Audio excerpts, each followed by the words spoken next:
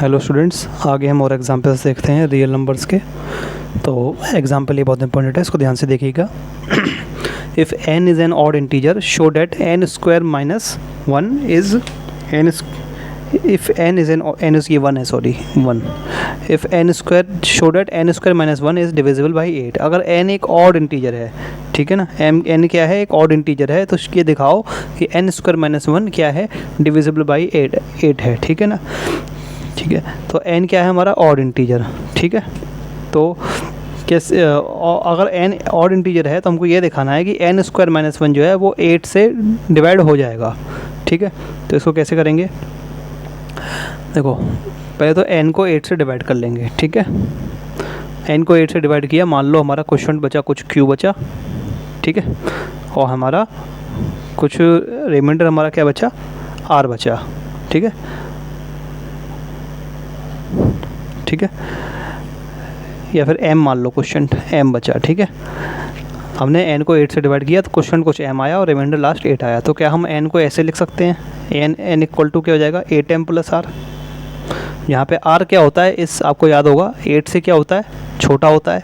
r क्या होता है, 8 से छोटा होता है और 0 से बड़ा या उसके बराबर होता है, ठीक है। तो इस डायग्राम को यहाँ बना सकते हैं हम, ये रफ में ज़रूरी है, इसको यहाँ पे ही बना सकते हैं हम, छोटा सा बना देंगे जिससे टीचर को समझ में आया हमने क्या किया है। लेकिन लैंग्वेज तो लिखनी पड़ेगी। तो लैंग्वेज क्या है,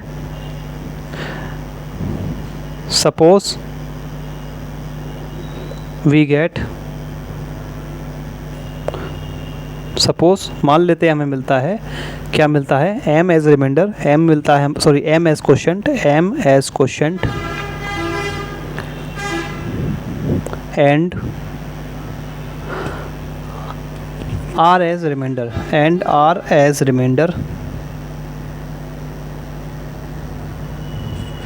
when n is divided by 8। मान लेते हैं हमको m क्वेश्चन मिलता है और r क्या मिलता है, रिमाइंडर मिलता है। when n is divided by 8, जब n को डिवाइड किया जाता है 8 के द्वारा, ठीक है।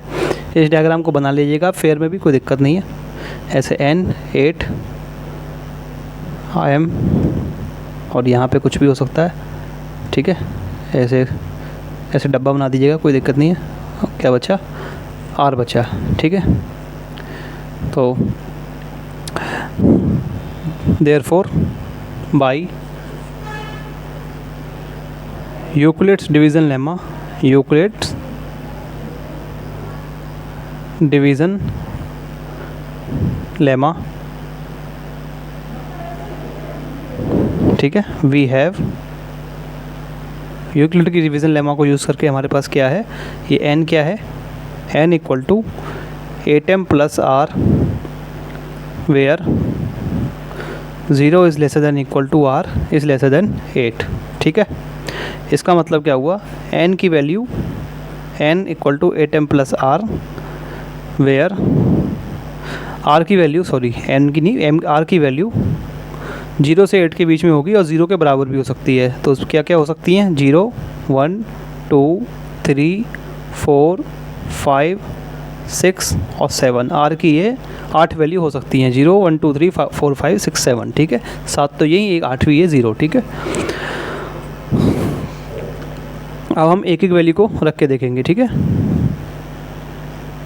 It implies that n equal to, अगर हमने 0 रखा तो क्या हो सकती है, 8m प्लस 1, 8m खाली,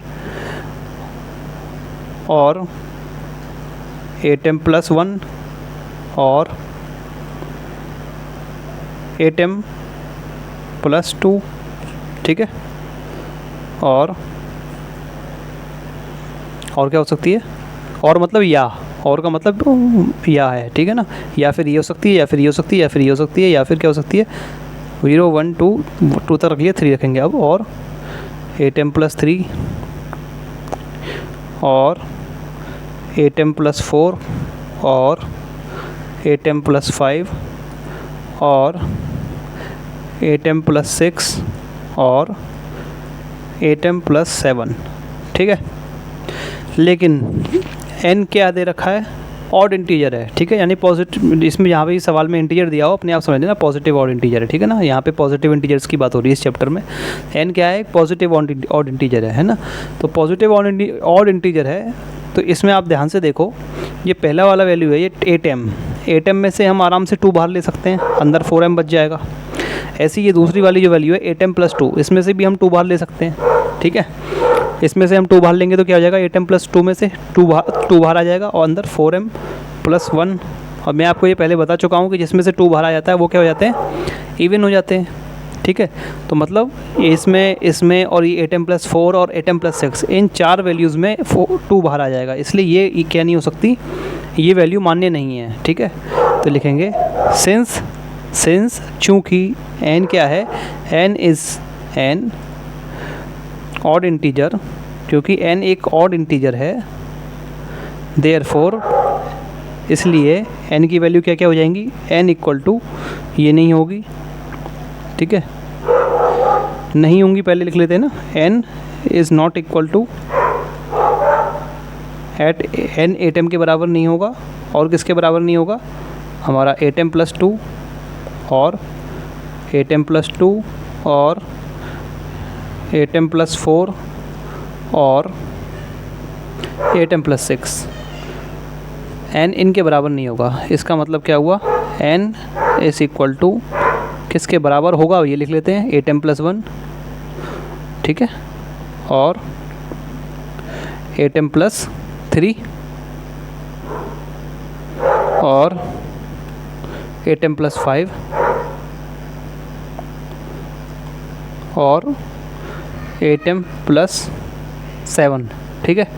n की ये 4 वैल्यू हो सकती हैं, ठीक है। अब एक एक केस को हम लेंगे, पहला लेंगे केस 1 बनाएंगे, केस 1 में हम इस वैल्यू को लेंगे, केस 2 में इस वैल्यू को लेंगे, केस 3 में इस वैल्यू को लेंगे और केस 4 में इस वैल्यू को लेंगे। फिर उसको उन वैल्यूज़ को हम क्या करेंगे, n² - 1 में रख के देखेंगे कि वो उनसे 8 बाहर आ रहा है कि नहीं आ रहा, ठीक है। अगर 8 बाहर आ जाएगा तो वो डिविजिबल बाई 8 हो जाएंगे। चलो करके देखते हैं और अच्छे से समझ में आ जाएगा आपके। तो हमने पहला केस बना लिया, क्या बना लिया, केस 1, केस 1 क्या हो गया, इफ़ अगर n किसके बराबर है, 8m + 1, ठीक है, यही था ना, हाँ 8m + 1, अगर n हमारा 8m + 1 के बराबर है, देन तो n² - 1 किसके बराबर होगा, हमारा 8m + 1 का होल स्क्वायर हो जाएगा और -1 हो जाएगा, ठीक है। इसका मतलब क्या हो जाएगा, 8m का होल स्क्वायर + 1 का स्क्वायर प्लस 2 × 8m × 1, ठीक है, -1 तो जो है हमारा है, इसको इस इक्वल टू 8 × 64m², ठीक है, 8 × 64m² + 1 + 16m - 1, ये 1 से 1 कट जाएगा ये वाला, ठीक है। तो हमारा क्या हो जाएगा, हमारा बच जाएगा n² - 1, हमारा बच जाएगा 64m² + 16m, ठीक है।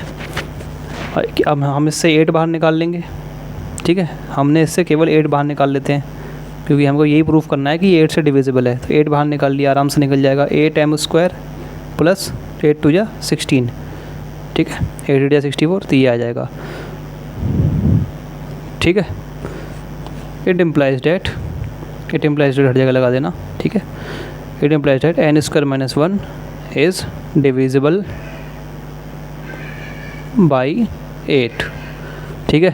केस 1 में तो ये आ गया, हमारा प्रूफ हो गया डिविजिबल है। अब हम केस 2 लेंगे, ऐसी चारों केस ले लेंगे। एक बार आप लेके देखिए वीडियो को पॉज करके, ठीक है। If n = 8m + 2 sorry 3 8m + 3 दूसरी वैल्यू ये थी ना हमारी, देन n² - 1 क्या हो जाएगी, वही हो जाएगी, है ना, सब कुछ सेम ही रहेगा, बस ये वाला चेंज हो जाएगा, ये वाला 1 आ रहा था ना ये, तो ये 1 की जगह 3 का स्क्वायर हो जाएगा। तो क्या हो जाएगा, 64m² प्लस यहाँ पे 3, ये 1² था ना, 1² का 1 हो गया, तो यहाँ पे 3 का स्क्वायर यानी कि 9 हो जाएगा, ठीक है, नहीं सब कुछ सेम नहीं रहेगा, सॉरी यहाँ भी ये भी चेंज हो जाएगा। 8m² plus 64m² plus 9 plus 2 into 8m into 3, ठीक है, 2 इंटू 8m इंटू 3 और क्या है -1, ये -1 ये वाला, ठीक है। क्या हो जाएगा, 9 में से 1 चला जाएगा, 8 बचेगा, 64m² प्लस 8 प्लस 2 8 या 16 3 या 48 प्लस 48m, ठीक है। इससे 8 बाहर ले सकते हैं, बड़े आसानी से ले सकते हैं। 8m²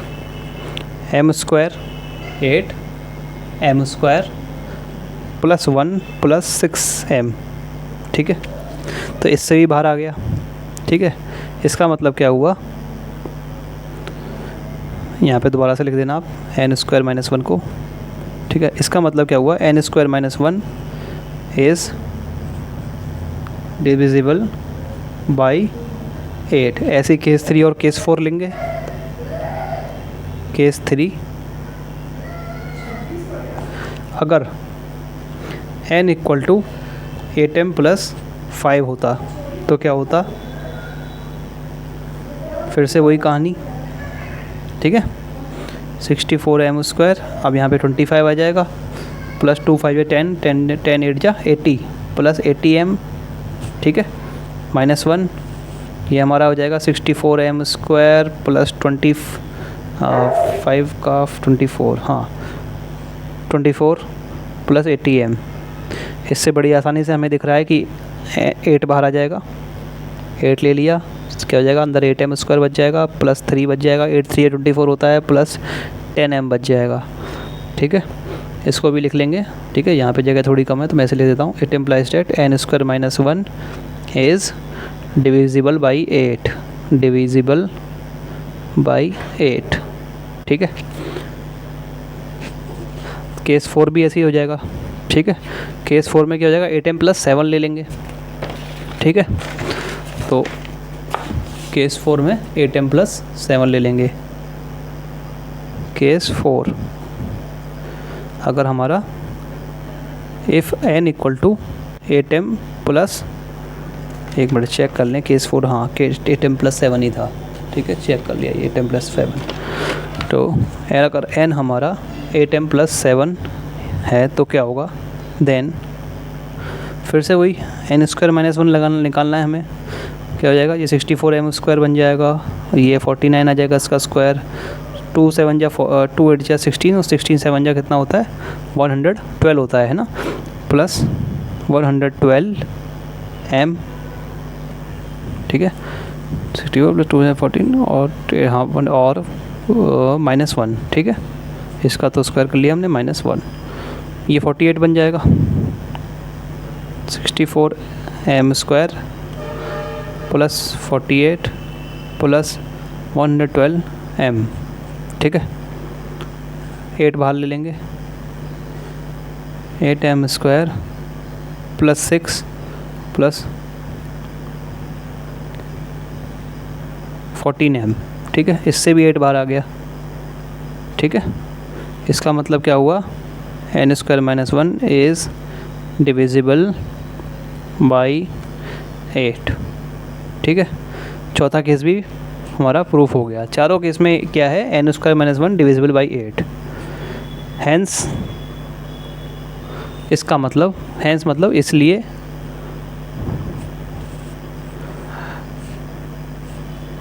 हैंस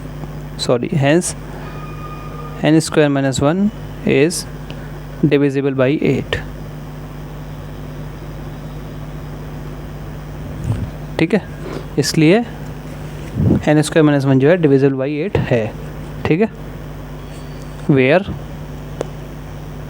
यहाँ पे n क्या है, n is equal to n is some odd integer, ठीक है। n कोई ऑड इंटीजर है, ठीक है।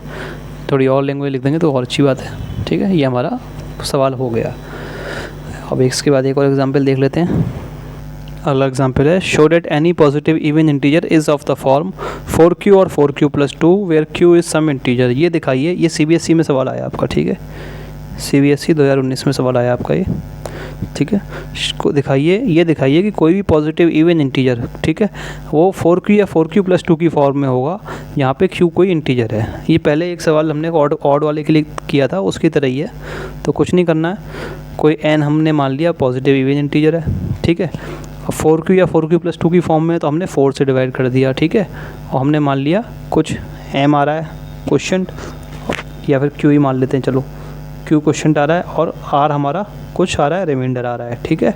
यहाँ पे कुछ नंबर आएगा जो भी आ रहा होगा, तो ये 4, ठीक है। तो n हमारा क्या हो जाएगा, 4q + r हो जाएगा, 4q + r हो जाएगा, ठीक है। तो 4q + r हो जाएगा। देखो अब आ रहा 4q + r के फॉर्म में आ गया। अब r हमारा क्या होता है, r हमारा 4 से 0 से तो बड़ा या उसके बराबर होता है, और 4 से छोटा होता है, ठीक है। तो उसी तरीके से करेंगे। लैंग्वेज देख लेते हैं, वही सपोज या फिर लेट, कुछ भी लिख लेना।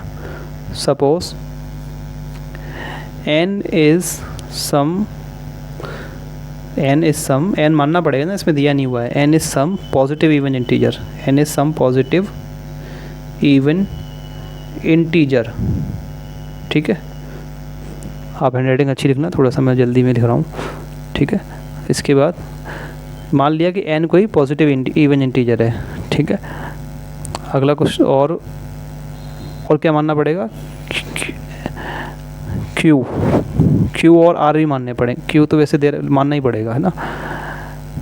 Late suppose we get q as question, suppose we get q as question and r as remainder. मान लेते हैं हमको q मिला क्वेश्चन और r क्या मिला, रिमाइंडर मिला, जब हमने n को 4 से डिवाइड किया, ठीक है। जो जब हमने की इंग्लिश क्या हो जाएगी, व्हेन n इज़ डिवाइडेड, जब n को डिवाइड किया गया बाई 4, ठीक है। इस डायग्राम को यहाँ बना लेना छोटा सा, कोई दिक्कत नहीं है, टीचर देख के समझ जाएगा, ठीक है। यहाँ एक डब्बा बना लिया, ठीक है। r बचा, जो भी कैलकुलेशन के बाद आया हमारा r रिमाइंडर बच गया। Therefore by Euclid's division lemma,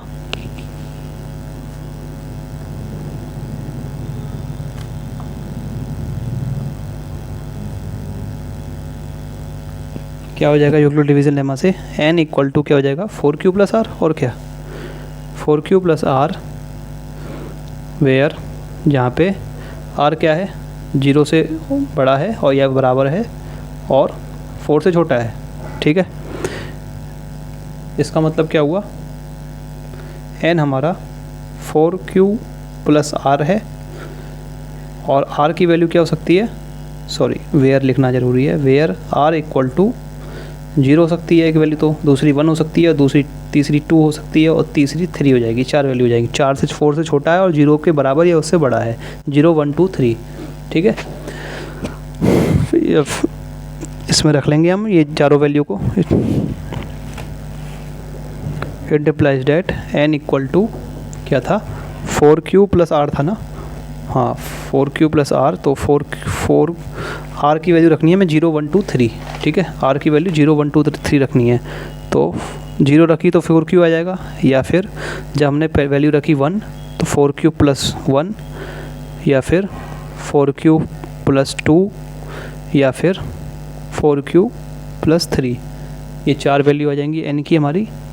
लेकिन दिया गया है n क्या है हमारा, पॉजिटिव इंटीजर है, हमने, है ना, पॉजिटिव इंटीजर था ना n जो हमने माना है, दिया तो नहीं गया हमने, जो माना है इंटीजर n वो हम क्या है, पॉजिटिव इंटीजर है। तो सिंस, ये सिंस का निशान हो गया, 2 बिंदु ऊपर 1 बिंदु नीचे, सिंस चूँकि n is a positive even integer, n is a positive even integer, क्योंकि n एक पॉजिटिव इवन इंटीजर है, देयरफॉर इसका मतलब n is not equal to, n किसके बराबर नहीं होगा भाई, ठीक है ना, n एक तो इसके बराबर नहीं होगा। देखो क्योंकि q देखो q कोई इंटीजर है, इसमें हमने 4 मल्टीप्लाई किया, ठीक है। तो 4 मल्टीप्लाई किया तो यहीं पे ये इवन बन गया, फिर उसमें हमने +1 कर दिया। इवन में जैसे ही हम किसी भी इवन नंबर में हम +1 करते हैं जैसे ही, तो वो ऑड बन जाता है, ये हमें पता ही है ना। जैसे 4 इवन नंबर है, इसमें 1 प्लस किया तो 5 बन जाएगा, ठीक है ना। 6 एक इवन नंबर है, इसमें 1 किया तो 7, ये ऑड नंबर हो जाएगा, ठीक है। 5 भी ऑड नंबर हो जाएगा, ठीक है। ऐसे ही 4q + 3, 4q तो इवन है ही, ठीक है ना। और इसमें हम 3 ऐड करेंगे, ठीक है, तो क्या बन जाएगा, ऑड बन जाएगा। जैसे 4q मान लो कोई भी किसी भी उसमें जो है इवन नंबर में 3 ऐड करेंगे तो सीधी सी बात है ऑड ही बन जाएगा। जैसे मान लो ये 4 होता तो 4 + 3 7 बन गया, ठीक है। ये इवन नंबर है तो मान लो 6 होता 3, ठीक है। तो मतलब ये वाली वैल्यू, एक तो ये वाली वैल्यू और एक ये वाली वैल्यू दोनों क्या होंगी, मान्य नहीं होंगी। तो n किन के बराबर नहीं होगा, एक तो 4q + 1 के बराबर नहीं होगा और इसके बराबर नहीं होगा। तो n नहीं बराबर नहीं है इसके या फिर इसके, इन दोनों के तो बराबर बिल्कुल नहीं होगा।